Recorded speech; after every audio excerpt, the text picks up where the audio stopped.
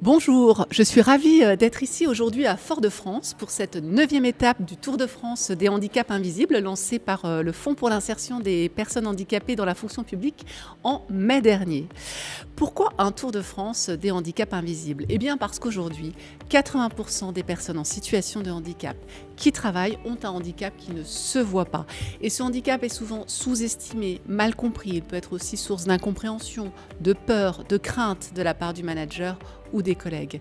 Donc l'objectif à travers ce Tour de France, c'est de rendre visible ce handicap pour démontrer qu'on peut travailler dans la fonction publique avec un handicap invisible et que le FIPHFP est là pour accompagner les agents concernés et les employeurs publics. Aujourd'hui à Fort-de-France, on s'intéresse plus spécifiquement au diabète. Le diabète est une des maladies chroniques les plus répandues en France.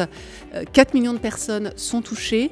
1,5 million de personnes travaillent en ayant le diabète, et ce qui représente plus de 5% de la population active.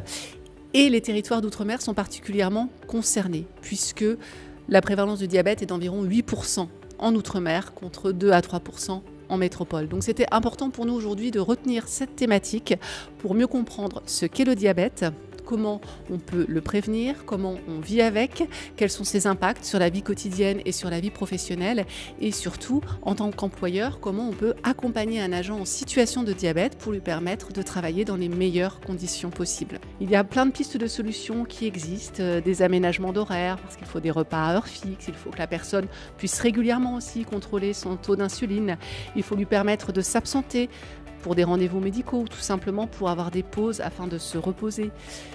Ce sont vraiment des petites choses toutes simples qu'on peut mettre en place facilement dans un collectif de travail et qui facilitent vraiment au quotidien la vie de la personne en situation de handicap. Et ainsi, elle ne se retrouve pas avec une double peine.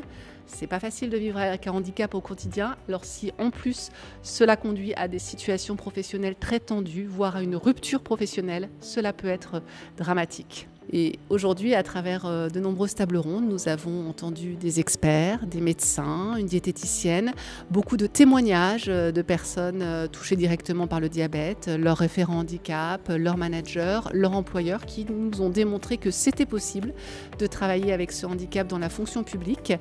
Et des pistes, des solutions très concrètes, très pratiques sont proposées, puisque vraiment l'objectif de ce Tour de France, c'est que les personnes puissent échanger sur les difficultés rencontrées, sur les moyens qu'elles ont mis en œuvre pour les surmonter, et que les employeurs publics ne se sentent pas seuls lorsqu'ils sont confrontés à une situation de handicap. C'est pas toujours simple à gérer, il faut trouver des solutions d'accompagnement sur mesure.